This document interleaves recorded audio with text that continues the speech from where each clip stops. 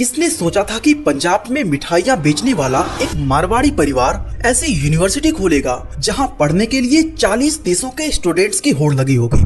हम बात कर रहे हैं LPU यानी लवली प्रोफेशनल यूनिवर्सिटी की, जो आज इंडिया की टॉप यूनिवर्सिटीज में 25वें रैंक पर आती है। आज यहाँ 30,000 से भी ज्यादा स्टूडेंट्स पढ़ाई करते हैं, जिनमें 1800 से ज्यादा स्टूडेंट्स फॉरेनर हैं।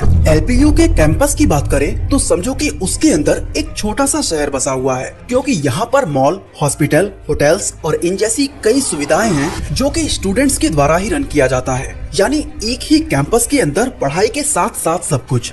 आज LPU का हाईएस्ट इंटरनेशनल प्लेसमेंट 3 करोड़ रुपए का है और हर साल इसमें Amazon और Microsoft जैसी बड़ी बड़ी कंपनीज आया करती हैं। LPU क्लेम करती है कि उसका प्लेसमेंट रेट 90% का है, लेकिन ये सच है या झूठ? और जहां बाकी के यूनिवर्सिटीज को इस लेवल तक पहुंचने में 50 सालों का समय लग जाता है, वहीं 2005 में रजिस्टर्ड हुई LPU ने इतनी कामयाबी कैसे हासिल की, आज हम जानने की कोशिश करेंगे। साथ साथ LPU की उन डार्क सीक्रेट्स को भी देखेंगे जिसे हम और आप जैसे लोगों से छुपाया जाता है।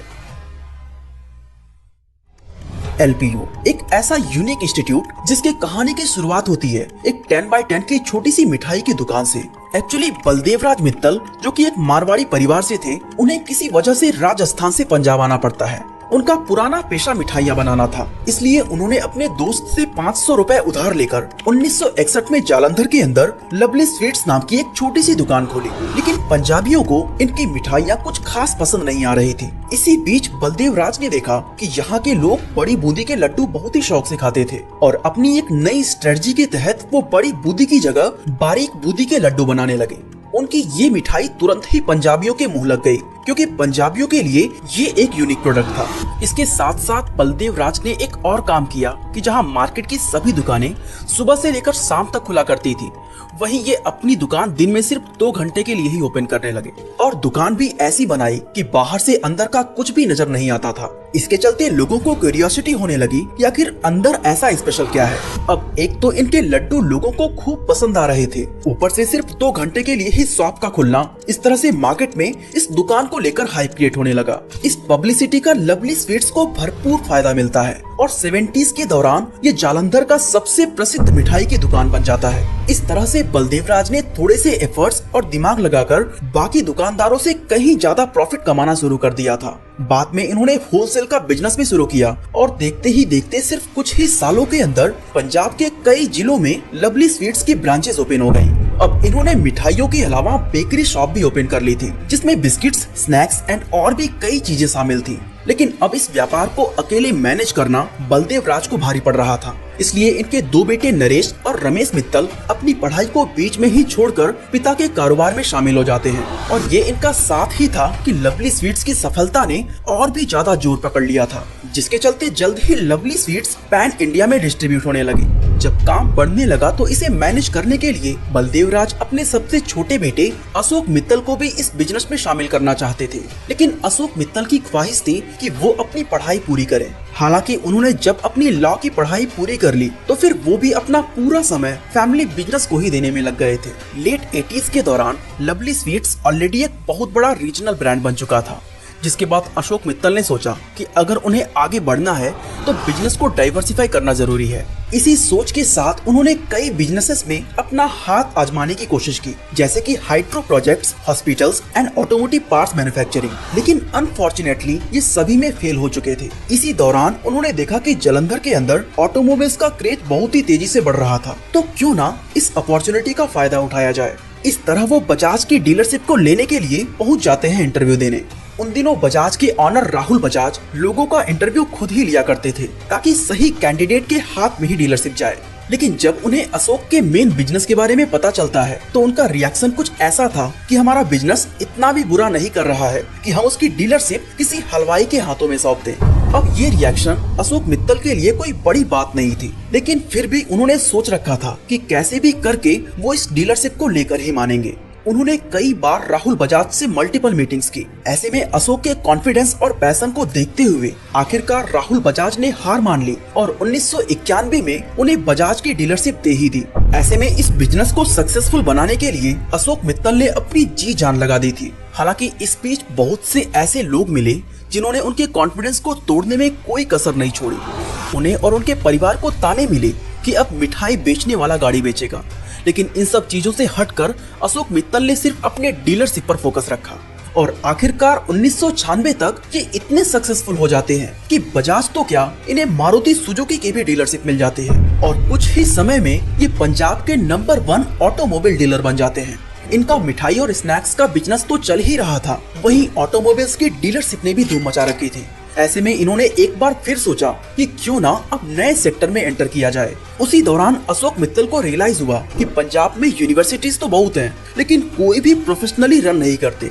इसलिए 1999 में इन्होंने Phagwara based Punjab technical university के अंडर अपना खुद का एक इंस्टीट्यूट ओपन किया, जिसका नाम था इंटरनेशनल इंस्टीट्यूट ऑफ मैनेजमेंट, जहां शुरुआत में ये 4 मैनेजमेंट के कोर्सेस ऑफर किया करते थे। अब इंस्टीट्यूट तो खुल चुका था, लेकिन स्टूडेंट्स का कोई अता पता ही नहीं था। इसके लिए अशोक मित्तल ने कई सारे एडवर्टीजमेंट्स किए, बेस्ट फैसिलिटीज देने की कोशिश की और हर वो एफर्ट्स डाले जितना वो कर सकते थे, लेकिन सब कुछ फेल हो चुका था।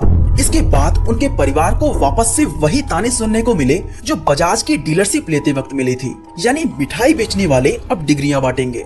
समाज में इस तरह की कई बातें होती थी जो मित्तल परिवार को बहुत ज्यादा परेशान करती थी, लेकिन हमेशा की तरह उन्होंने हार नहीं मानी और इस चीज को समझने में लग गए कि आखिर उनसे चूक कहाँ हो रही है। कुछ समय बाद उन्हें एहसास हुआ कि उनका ये इंस्टीट्यूट पंजाब टेक्निकल यूनिवर्सिटी के अंडर काम कर रहा था, इसलिए उन्हें कई सारे रूल्स एंड रेगुलेशंस को फॉलो करना पड़ रहा था और इस पार्टनरशिप के दायरे में रहकर वो अपने विजन या स्ट्रेटजीज के अकॉर्डिंग काम नहीं कर पा रहे थे। इसलिए अशोक मित्तल ने सोचा कि उन्हें सबसे पहले अपने इंस्टीट्यूट को पंजाब टेक्निकल यूनिवर्सिटी से अलग करके एक प्राइवेट यूनिवर्सिटी के रूप में रजिस्टर करना चाहिए, ताकि वो अपने अकॉर्डिंग काम करने की आजादी पा सके। लेकिन ये सब इतना भी आसान काम नहीं था, क्योंकि उस समय वहाँ कोई भी प्राइवेट प्रोफेशनल यूनिवर्सिटी नहीं हुआ करती थी, इसलिए अप्रूवल मिलना टेढ़ी खीर बन चुका था। उस समय पंजाब के सीएम थे अमरिंदर सिंह, जिन्हें मनाने में काफी समय लगा। बाद में जब उन्हें अपना फायदा दिखा तो आखिरकार उन्होंने इंटरनेशनल इंस्टीट्यूट ऑफ मैनेजमेंट को प्राइवेट करने की हरी झंडी दिखा दी। इस तरह से 2005 में ये एलपीयू एक प्राइवेट यूनिवर्सिटी के रूप में रजिस्टर हो गया था और साथ ही इसका नाम इंटरनेशनल इंस्टीट्यूट ऑफ मैनेजमेंट से बदलकर लवली प्रोफेशनल यूनिवर्सिटी कर दिया गया। आज यहाँ 30,000 से भी ज्यादा स्टूडेंट्स पढ़ा करते हैं और यहाँ से एजुकेशन लेने के लिए 40 से भी ज्यादा देशों से लोग आते हैं। लवली प्रोफेशनल यूनिवर्सिटी भले ही पंजाब के फगवाड़ा में लोकेटेड है, लेकिन यहाँ के 70% स्टूडेंट्स पंजाब के बाहर से हैं और देश का एक भी स्टेट शायद ही ऐसा होगा जहाँ के स्टूडेंट्स यहाँ पर ना पढ़ते हों।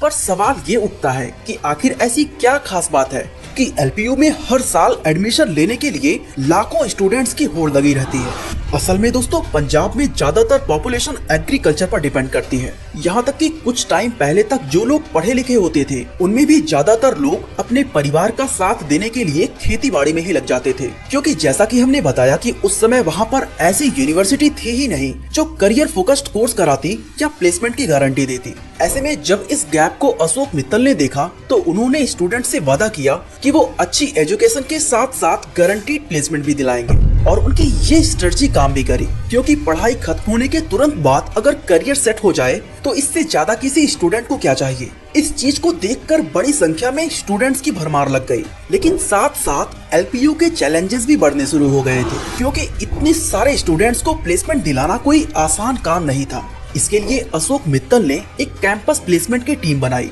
जिनका काम था कि वो जाकर कॉर्पोरेट से मिले, अपने यूनिवर्सिटी के बारे में बताएं और किसी भी तरह उन्हें कैंपस में आने पर मजबूर करें। और इसी चीज का असर है कि आज एलपीयू में हर साल 2000 से भी ज्यादा कंपनीज आती हैं और आपको जानकर हैरानी होगी कि इन कंपनीज में अमेज़न, हिंदुस्तान यूनिलीवर, माइक्रोसॉफ्ट व एचपी जैसे बड़े व पॉपुलर नाम भी शामिल हैं। आज एलपीयू का हाईएस्ट इंटरनेशनल पैकेज 3 करोड़ रुपए पर एनम है। वहीं अगर हम इसके हाईएस्ट डोमेस्टिक पैकेज की बात करें तो वो 64 लाख पर एनम तक पहुंच चुका है। इसके अलावा 2019 में बीटेक सीएस थर्ड ईयर की स्टूडेंट तान्या अरोड़ा को माइक्रोसॉफ्ट से 42 लाख रुपए की जॉब मिली थी।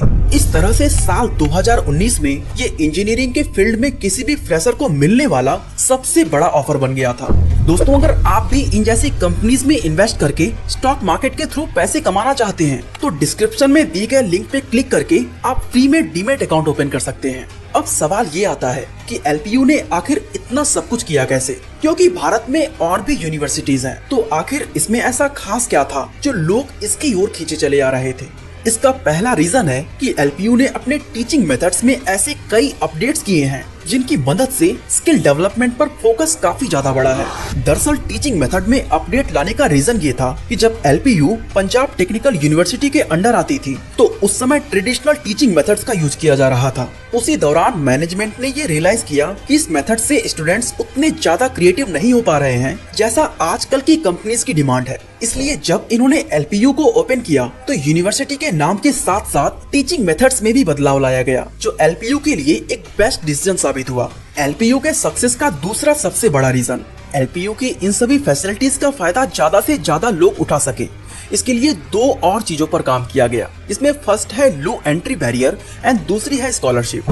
क्योंकि देखा जाए तो टफ एंट्रेंस और मोटी फीस यही दो रीजन है जिसके चलते मैक्सिमम स्टूडेंट्स चाह कर भी मनपसंद यूनिवर्सिटी में एडमिशन नहीं ले पाते हैं। इसलिए एलपीयू ने लो एंट्री बैरियर रखा है, मतलब कम परसेंटेज वाले स्टूडेंट्स को भी एडमिशन। साथ ही कई तरह की स्कॉलरशिप को भी इंट्रोड्यूस किया, जिसमें स्टूडेंट्स को 5.7 लाख रुपीस तक की स्कॉलरशिप भी मिल सकती है। और आपको जानकर हैरानी होगी कि 2022 में एलपीयू ने 100 करोड़ रुपए से भी ज्यादा का स्कॉलरशिप दी थी। इसके अलावा एक और चीज जो इसके सफलता में अहम रोल निभाती है वो है एलपीयू का फॉरेन यूनिवर्सिटीज के साथ कोलैबोरेशन। एक्चुअली एलपीयू आज 200 से भी ज्यादा फॉरेन यूनिवर्सिटीज के साथ कोलैबोरेट करती है, जो ग्लोबल एकेडमिक पार्टनरशिप और नॉलेज एक्सचेंज को बढ़ावा देता है। एलपीयू का 600 एकड़ में फैला हुआ कैंपस भी स्टूडेंट्स के अट्रैक्शन का एक अहम रीजन है, क्योंकि दिखने में ये किसी खूबसूरत शहर से कम नहीं लगता। यही वजह है कि इसे टाउनशिप यूनिवर्सिटी के नाम से भी जाना जाता है।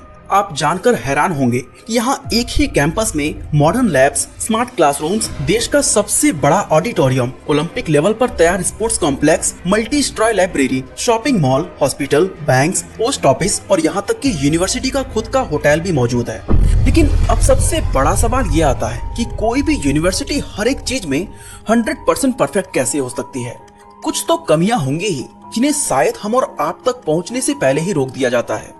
जी हाँ, एलपीयू के साथ भी वैसा ही है। जैसे कि अक्सर इसके इंफ्रास्ट्रक्चर और मेंटेनेंस को लेकर कंप्लेंट सुनने को मिलती रहती है। अगर हम इसे एक बेसिक प्रॉब्लम मानकर इग्नोर भी कर दें तो कुछ लोगों का कहना है कि एलपीयू क्वालिटी की जगह क्वांटिटी पर ज्यादा फोकस करती है। इसके अलावा एलपीयू के एडमिनिस्ट्रेशन पर फेवरेटिज्म और नेपोटिज्म के भी आरोप लगे हैं। दरअसल कुछ स्टूडेंट्स का क्लेम है कि एलपीयू के अंदर सर्टेन इंडिविजुअल्स या ग्रुप को बेटर ट्रीटमेंट दिया जाता है और उन्हें अलग से सपोर्ट मिलता है, जो बाकी के स्टूडेंट्स के साथ नाइंसाफी है। इन सब के अलावा एलपीयू जो खुद को हमेशा हाई प्लेसमेंट देने वाली यूनिवर्सिटी के रूप में एडवर्टाइज करती है, कुछ लोगों का कहना है कि ये सिर्फ हाइप क्रिएट करने का तरीका है, क्योंकि असलियत में ये अपने प्लेसमेंट को गलत ढंग से रिप्रेजेंट करता है और अपने प्लेसमेंट नंबर्स को बढ़ाने के लिए स्टूडेंट्स को कम सैलरीज वाली जॉब दिलाता है, ताकि पेपर में दिख सके कि कैंपस से कितना ज्यादा प्लेसमेंट हुआ है। अब आप सोचोगे कि अभी तो हम इसके हाईएस्ट इंटरनेशनल पैकेज 3 करोड़ रुपए पर एनम की बात कर रहे थे, फिर ये कम सैलरी वाली बात कैसे आई? तो आइए इसे थोड़ा डिटेल में समझते हैं। दरअसल 3 करोड़ रुपए का पैकेज पाने वाले यासिर यम ने 2018 के बैच से बीटेक किया था, लेकिन यहाँ की पढ़ाई कंप्लीट होते ही उन्हें 3 करोड़ का पैकेज तुरंत ही नहीं मिला, बल्कि इसके बाद इन्होंने 5 साल तक टीवो में as an associate software engineer काम किया था। इसके बाद 10 महीने तक जूम में काम किया, तब जाकर इन्हें ये पैकेज ऑफर हुआ। जबकि अगर हम एलपीयू के एडवर्टीजमेंट्स को देखें तो ऐसा लगेगा कि यासिर ने जैसे ही बीटेक कंप्लीट किया उसे 3 करोड़ की पैकेज मिल गई। इससे कहीं ना कहीं ये बात सामने आती है कि दूसरी प्राइवेट यूनिवर्सिटीज के जैसे एलपीयू भी बढ़ा चढ़ाकर एडवर्टीजमेंट्स करती है। बाकी इसी तरह अगर आप जानना चाहते हैं कि फेक डिग्री का बादशाह अरिंदम चौधरी ने कैसे अपने फेक डिग्री से लाखों स्टूडेंट्स को बेवकूफ बनाया, तो आई बटन पे क्लिक करके इस वीडियो को देख सकते हैं।